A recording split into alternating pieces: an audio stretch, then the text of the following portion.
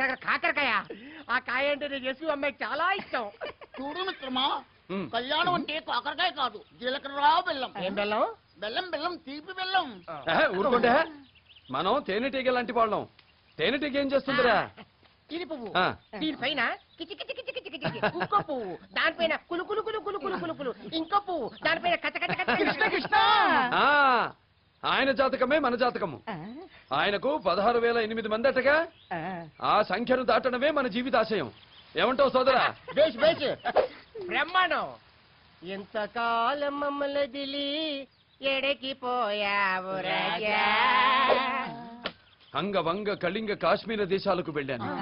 అక్కడ అంగనామణులతో, అపురూప కళలతో, అభినవ విన్యాసాలతో